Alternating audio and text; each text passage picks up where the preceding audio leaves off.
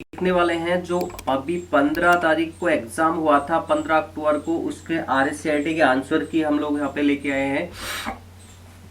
अभी जो एग्जाम हुआ है उसमें मेरे पास में एक क्वेश्चन पेपर है और इसमें आंसर की है, चाहे लेकिन मैं आपको इस तरीके से बताऊंगा, आपकी जैसे इसमें सीरीज डी दे रखी है, आपकी डी हो या डी के अलावा ABC हो, तो ABCD में कोई भी हो, मैं आपको आंसर का क्वेश्चन का आंसर बता रहा हूं, तो उसमें आपको कोई परेशानी नहीं होगी। अक्टूबर 2023 अर्थात 15 अक्टूबर 2023 को ये जो एग्जाम हुआ था उसका मेरे पास एक क्वेश्चन पेपर है। आपको बताना चाहता हूं कि इसमें जो क्वेश्चन सबसे पहला आया था वो आया था, कौन सा साइबर खतरा नहीं है, अर्थात which is a not a cyber threats. तो यहाँ पे आपको जवाब है ये सभी साइबर खतरे हैं, अर्थात यहाँ पे जो दिया हुआ है मेलवेयर, दूसरा है मेलवर्टाइजिंग, सेशन हाइजैकिंग, ये all of these are cyber threats. यानी कि यहाँ पे पूछा तो गया है कि कौन सा खतरा नहीं है, लेकिन ABC में से कोई भी खतरा सभी साइबर खतरे हैं ऐसा कोई नहीं है जो नहीं है। तो इसने यहाँ पे डी में दे दिया है कि ये सभी खतरे हैं, तो इसका मतलब इसका सही जवाब क्या होगा, ये सभी खतरे हैं, तो डी इसका राइट आंसर होगा। नेक्स्ट अगर हम लोग बात करें, एक वेबसाइट पर सिक्योर सील का क्या मुख्य अर्थ होता है। what does a secure seal on a website typically indicate। यहाँ इसका सही जवाब बनेगा कि जो सिक्योर सील होती है, उस सिक्योर सील की यदि हम बात करें तो वो होती है वेबसाइट जो डेटा प्रेषण को सुरक्षित करने के लिए एन्क्रिप्शन का उपयोग करता है, मतलब जो वेबसाइट होती है उसको सिक्योर करता है, ये सिक्योर सील जो होती है। द वेबसाइट यूजर, इसका सही जवाब जो बनेगा वो बनेगा आपका सी इसमें सही जवाब होगा। और जो यहाँ पे सर्किल किए हुए हैं, और आपको हिंदी वाले में थोड़ा सा समझ में नहीं आएगा, लेकिन आपको हिंदी के बजाय इंग्लिश पे जो दिया गया है, जैसे 2 का जो सही जवाब है वो सी है। The website uses encryption to secure data transactions, ये सी इसका सही जवाब है 2 का। तो आप इंग्लिश वाली इसके अनुसार आपको इसको बना देख लेंगे, क्योंकि हिंदी वाली में तो कई सारे सर्किल आपको मिलेंगे लेकिन आपको समझ में कम आएगा, तो 2 का सही जवाब है सी। नेक्स्ट जो क्वेश्चन की अगर हम बात करें वो आता है, विच of the following acts in India is specifically aimed at government governing and regulating election electronic transaction and digital signatures. निम्नलिखित में से भारत में इलेक्ट्रॉनिक लेन देन और डिजिटल हस्ताक्षर को प्रतिबंधित और नियंत्रित करने का खास उद्देश्य रखने वाले कौन सा कानून का है। इसका सही जवाब बी होगा, अर्थात आप इंग्लिश वाली साइड से देख सकते हो कि बी पे सर्किल मैंने लगाया हुआ है, सही जवाब बी है। इंफॉर्मेशन टेक्नोलॉजी अर्थात IT एक्ट 2000, इंफॉर्मेशन टेक्नोलॉजी अधिनियम 2000। यानी कि अगर हम लोग IT से संबंधित कोई भी अगर कानून की बात करते हैं तो वो इंडिया के अंदर इंफॉर्मेशन टेक्नोलॉजी IT एक्ट 2000 होता है। उसी के अनुसार यहाँ पे सभी चीज़ें डिजिटली हस्ताक्षर हो या फिर डिजिटली साइन हो, ये सब प्रतिबंधित और नियंत्रित होते हैं। इसके बाद में नेक्स्ट क्वेश्चन की अगर हम लोग बात कर लेते हैं, तो नेक्स्ट क्वेश्चन है जी आपका, एक विंडोज 4 नंबर क्वेश्चन है जो उसका है, एक विंडोज ऑपरेटिंग सिस्टम में सिस्टम रिस्टोर का प्राथमिक उद्देश्य क्या है। What is the primary purpose of the system restore point in A Windows operating system. यानी कि विंडोज ऑपरेटिंग सिस्टम में जो सिस्टम को रिस्टोर किया जाता है उसका उद्देश्य क्या है, प्राथमिक उद्देश्य वो होता है समस्याओं, यानी कि इसका सही जवाब होगा सी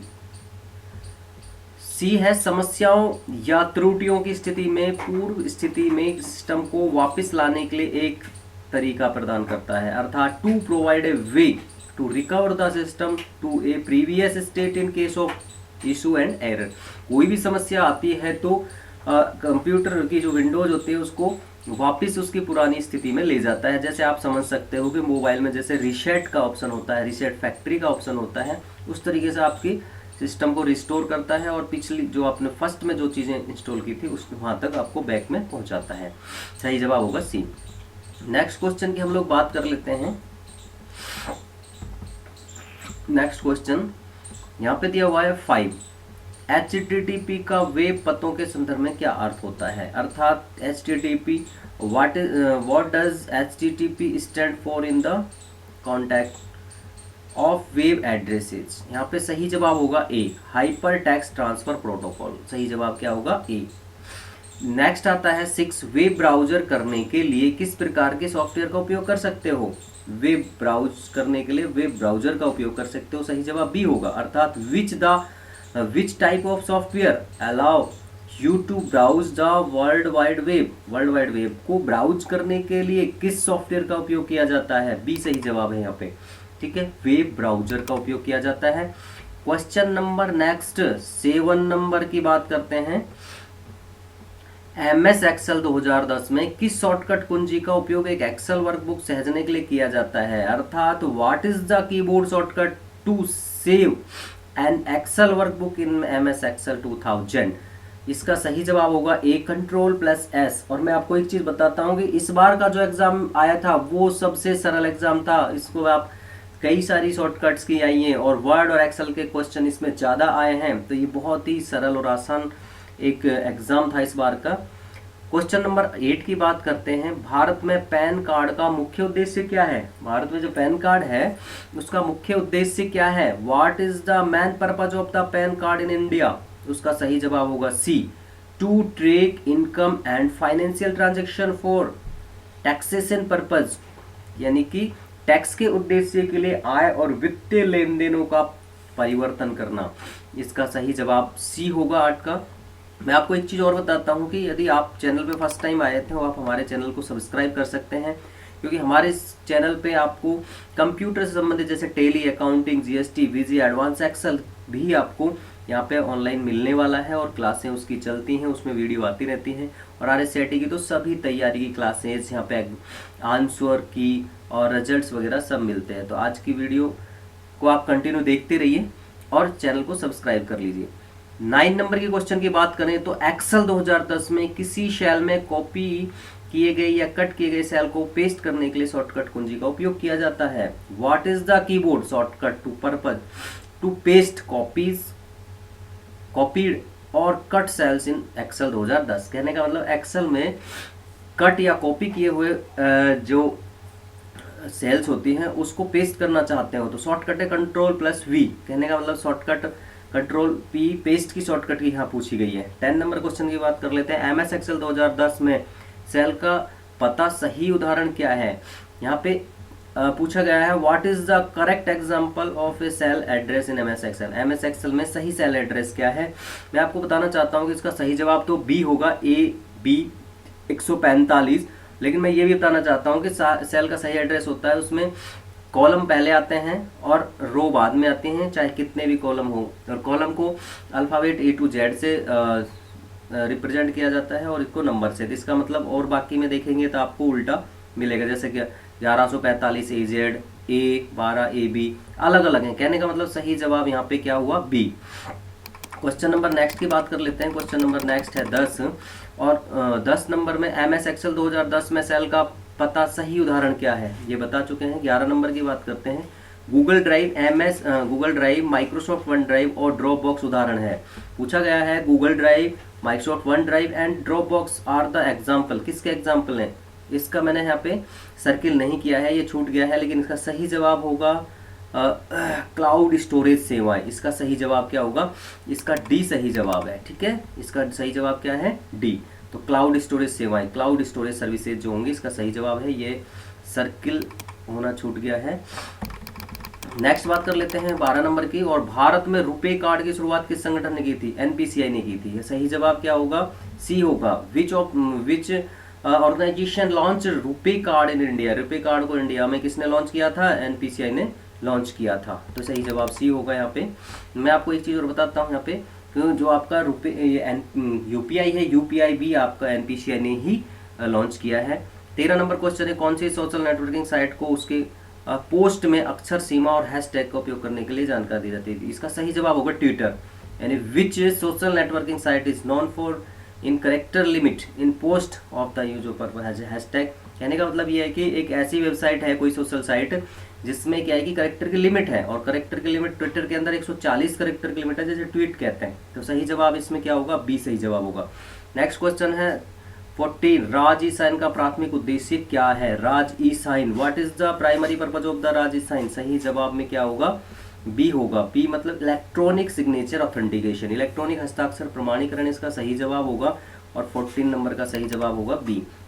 नेक्स्ट क्वेश्चन की बात कर लेते हैं 15, राजस्थान संपर्क पोर्टल का क्या उद्देश्य है। What is the purpose of the Rajasthan संपर्क पोर्टल। सही जवाब होगा बी, ग्रीवेंस रेड्रेसल सर्विसेज, यानी कि शिकायत सुलझाने की सेवाएं। मतलब जो राजस्थान संपर्क पोर्टल या ऐप होता है वो शिकायत से संबंधित होता है, तो इसका सही जवाब बी होगा। भारत में आधार कार्ड का प्राथमिक उद्देश्य क्या है। What is the primary purpose of the Aadhaar card in India.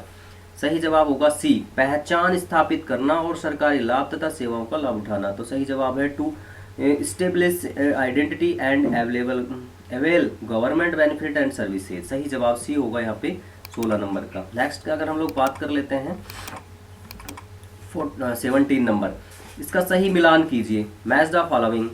तो यहाँ पे दिया हुआ है MS Word 2010, MS Excel 2010, MS PowerPoint 2010, ठीक है। और आगे दिया है PQR में, देखो MS वर्ड जो होता है उसकी फाइल डॉक्यूमेंट होती है, तो इसका मतलब है फर्स्ट का R। MS एक्सेल 2010 है, उसका है एक्सेल में सीट होती हैं तो P है, और MS पावर पॉइंट में होता है स्लाइड्स तो Q है, तो इसका मतलब फर्स्ट होगा फर्स्ट का R, सेकंड का P और थर्ड का Q। तो सही जवाब A होगा यहाँ पे। नेक्स्ट क्वेश्चन बात कर लेते हैं 18, MS वर्ड 2010 में चयनित टेक्स्ट अथवा ऑब्जेक्ट को काटने के लिए शॉर्टकट की है, या which of the following shortcut key is use to cut selected text और ऑब्जेक्ट इन MS वर्ड 2000। यानी कि वर्ड 2010 के अंदर कट की शॉर्टकट की क्या है। तो सही जवाब होगा Ctrl+X। अब की बात है वो कितना सरल क्वेश्चन है, सेव की शॉर्टकट, कट की शॉर्टकट, पेस्ट की शॉर्टकट, अभी तक 3 शॉर्टकट इस तरीके से आ चुकी है। 19 की बात करें 19 नंबर की, तो MS वर्ड 2010 में फाइंड एंड रिप्लेस सुविधा का क्या उद्देश्य है। इन MS Word 2000 what is the purpose of the find and replace feature. Replace और फाइंड फीचर का क्या उद्देश्य पूछा गया है, तो इसका सही जवाब बी होगा। डॉक्यूमेंट में जो विशिष्ट शब्द होते हैं, वाक्य होते हैं, उनको सर्च और रिप्लेस करने के लिए इसका यूज किया जाता है, यानी कि सही जवाब बी है, to search for and replace specific word and purpose in document. सही जवाब 19 का होगा बी। नेक्स्ट चलते हैं 20 नंबर क्वेश्चन की बात कर लेते हैं। MS वर्ड 2010 में कौन सा दृश्य आपको आपके दस्तावेज को प्रिंट करने पर कैसा दिखेगा, मार्जिन और पेज ब्रेक डिस्प्ले किया जाता है। तो इसका सही जवाब होगा B, print layout view. which view in MS Word 2010 allow you to see your document as it will appear when printed with margin and page break displayed। Print preview, यानी print preview किसी भी page को print करने से पहले इसको view देखना होता है प्रिंट प्रीव्यू। 21 नंबर की बात कर लेते हैं। ई मित्र पोर्टल के माध्यम से कौन सी सेवाओं का लाभ उठाया जा सकता है। विच of the following services can be availed through the email portal. Email के पोर्टल से आप क्या क्या कर सकते हो, बिल भुगतान कर सकते हो, प्रमाण पत्र के लिए आवेदन कर सकते हो, शिकायत दर्ज करते हो, उपरोक्त सभी। सही जवाब डी होगा यहाँ पे। नेक्स्ट कर लेते हैं क्वेश्चन नंबर यदि मैं 22 की बात करूं तो वो है MS वर्ड 2010 में पाठ के रूप में दिखाने के लिए जिन रिबन्स टैब में विकल्प होते हैं उन फॉन्ट्स, कलर और हाईलाइट को क्या कहते हैं। होम के अंदर होते हैं वो। सही जवाब 22 का क्या होगा, ए। MS वर्ड 2010 में चयनित टेक्स्ट और ऑब्जेक्ट को प्रतिलिपि बनाने के लिए कौन सा कीबोर्ड शॉर्टकट है। देखो यहाँ पे आया है MS वर्ड में टेक्स्ट और ऑब्जेक्ट की प्रतिलिपि यानी कि कॉपी बनाने के लिए शॉर्टकट की कॉपी। यहाँ पे कॉपी का फिर से MS वर्ड में भी आया है, MS एक्सेल के अंदर भी आया है। देखो कितना सरल क्वेश्चन है इस पेपर इस बार। हाँ 24 नंबर की बात करें MS वर्ड 2010 में सेव एज डायलॉग बॉक्स खोलने के लिए शॉर्टकट, फिर से एक शॉर्टकट की आई है, 5वीं शॉर्टकट है ये टोटल, और इसका सही जवाब होगा 24 का डी। F12 शॉर्टकट होती है सेव एज की शॉर्टकट की। और मैं आपको ये बताऊँ कि लगभग 2008 से अभी तक RSIT में सेव एज की जो शॉर्टकट की है दूसरी बार आई है ये। 25 नंबर क्वेश्चन की बात करें तो MS वर्ड 2010 में आखिरी क्रिया को वापस लाने के लिए कौन सी शॉर्टकट की है। What is the keyboard shortcut of the undoing. Undo की शॉर्टकट की, देखो कितना सरल क्वेश्चन पेपर। Ctrl+Z इसका शॉर्ट आंसर होगा और सही जवाब बी होगा 25 नंबर का। नेक्स्ट बात कर लेते हैं 26 नंबर। MS एक्सेल 2010 में एक्सेल वर्कबुक के लिए क्या फाइल एक्सटेंशन होता है? एक्सेल का जो फाइल एक्सटेंशन होता है .xls होता है, यानी कि what is the following extension for Excel workbook in MS Excel 2000। तो यहाँ पे सही जवाब ए होगा। 27 की बात कर लेते हैं। 27 MS एक्सेल 2010 में सेल, पंक्तियों और कॉलम के स्वरूप को स्वरूपित करने के लिए आदेश देने के लिए कौन सा रिबन टैब होता है? होम होता है, यानी कि which ribbon tab in MS Excel 2010 contain commands for the formatting cells, rows and column. उनके फॉर्मेटिंग बदलने के लिए सेल के जो भी कंटेंट होता है तो उसके लिए यूज किया जाता है home tab. Question number next है 28। MS एक्सेल 2010 में एक नंबर को सीरीज से जोड़ने के लिए कौन सा फंक्शन यूज किया जाता है? सम का यूज किया जाता है। What function is use to add up a range of number in Excel 2010? तो इसका सही जवाब ए सम होगा। 29 नंबर की बात कर लेते हैं। एक्सेल 2010 में एक बड़े वर्कशीट को स्क्रॉल करते समय दृश्य में रखने के लिए पंक्ति और कॉलम को फ्रीज करने के लिए और कौन सी कमांड है? ये सही जवाब है, नाम से ही मिला हुआ है, freeze panes. Which Excel 2000 feature allow you to freeze row and columns to keep them visible will scrolling through a large जो वर्कशीट है? तो यहाँ पे ए सही जवाब होगा। फ्रीज करने के लिए फ्रीज पेन्स का यूज किया जाता है। नेक्स्ट मैं आपको बताऊं 30 नंबर का एक क्वेश्चन है। एक्सेल 2010 में एक सीरीज की वैल्यू को ऑटो भरने के लिए कौन सा शॉर्टकट की यूज किया जाता है? फिर से शॉर्टकट की आई है आपको, देखो कितना सरल को पेपर है। Ctrl+R इसका सही जवाब होगा। What keyboard shortcut is use to auto fill a series of value in Excel 2000? सही जवाब डी होगा। 31 नंबर क्वेश्चन की बात कर लेते हैं। पावर पॉइंट 2010 में पावर पॉइंट की डिफॉल्ट फाइल एक्सटेंशन क्या होगी? What is the default file extension for power point presentation power point 2010? इसका पावर पॉइंट का इन्होंने एक्सटेंशन पूछा है, होता है .pptx 2010 का 2010 का, तो सही जवाब ये होगा। 32 नंबर का क्वेश्चन है। पावर पॉइंट 2010 में किस रिबन टैब में टेक्स्ट, छवि और पीडीओ को स्लाइड डालने के लिए कमांड का यूज किया जाता है? इंसर्ट के अंदर। बिल्कुल सही जवाब होगा 32 नंबर का बी। और इसके बाद में आता है आपका 33 नंबर। MS पावर पॉइंट 2010 में स्लाइड सॉर्टर्स व्यू का क्या उद्देश्य है?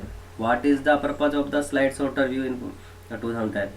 To rearrange and organise slides in presentation. B का सही जवाब होगा। प्रेजेंटेशन में स्लाइड्स को फिर से व्यवस्थित करने और संगठित करने के लिए स्लाइड सॉर्टर का यूज किया जाता है। स्लाइड सॉर्टर में छोटी छोटी शॉर्ट जो स्लाइड्स हैं छोटे छोटे व्यू में दिखाई दे जाती हैं सारी एक साथ। सेकेंड लास्ट क्वेश्चन है आज के इस क्वेश्चन पेपर का। पावर पॉइंट 2010 में टेक्स्ट और ऑब्जेक्ट में कस्टम एनिमेशन जोड़ने के लिए कौन सी सुविधा होती है? एनिमेशन पेन्स होता है। बिल्कुल सही जवाब यहाँ पे डी होगा। और लास्ट क्वेश्चन है आज की वीडियो का, आज के एग्जाम का, वो है 35 नंबर। पावर पॉइंट 2010 में स्लाइड मास्टर का क्या उद्देश्य है? सही जवाब होगा what is the purpose of slide master? तो इसका सही जवाब है बी। सभी स्लाइडों में एक समरूप डिजाइन और लेआउट लागू करने के लिए। To apply a consistent design layout to allow slides in a presentation. बिल्कुल सही जवाब है यहाँ पे 35 का बी। आज के इस क्वेश्चन पेपर में या 15 अक्टूबर 2023 के क्वेश्चन पेपर में कोई भी ऐसा क्वेश्चन नहीं है जो जिसका डबल आंसर हो, कंफ्यूजन वाला हो, या ये हो कि इसका आंसर ये बदल सकता है, ऐसा कोई नहीं है।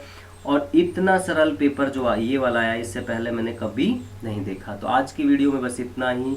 आपका क्या रिजल्ट आया, मैं आपको एक चीज़ ये और बता देना चाहता हूँ कि यदि आप यहाँ पे जो 35 क्वेश्चन हैं, इन 35 क्वेश्चन में आप कितने क्वेश्चन लेके सही आते हो कि आपका जो पेपर है वो पास हो जाएगा, तो मैं वो आपको बताना चाहता हूँ यहाँ पे।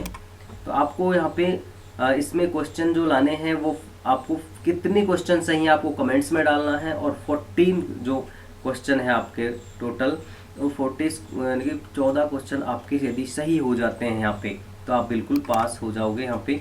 और मैं आपको यहाँ पे आपको ये पूछना ना पड़े कि आपको पास होने के लिए कितने क्वेश्चन सही हैं, तो मैं यहाँ पे आपको एक बार क्लियर कर देता हूँ ये सारी चीज़ें।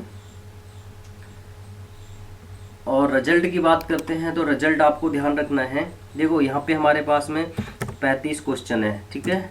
टोटल क्वेश्चन की संख्या कितनी है? 35। और हमें चाहिए पासिंग के लिए, जो चाहिए पासिंग के लिए क्वेश्चन चाहिएगा वो कितना चाहिएगा? 14, ठीक है। आप इतने पे आप हो जाओगे पास। दूसरा, अगर आप चाहें कि रिजल्ट कब आएगा, तो लगभग आपका आफ्टर 1 मंथ बाद में आपका रिजल्ट आ जाएगा। और आपको सभी को कमेंट्स में डालना है कि किसके कितने क्वेश्चन सही हैं, तो मैं आपको बता सकता हूं कि आप पास हैं या फेल हैं। तो आज की वीडियो में बस इतना ही, मिलते हैं नेक्स्ट वीडियो में, तब तक के लिए जय हिंद जय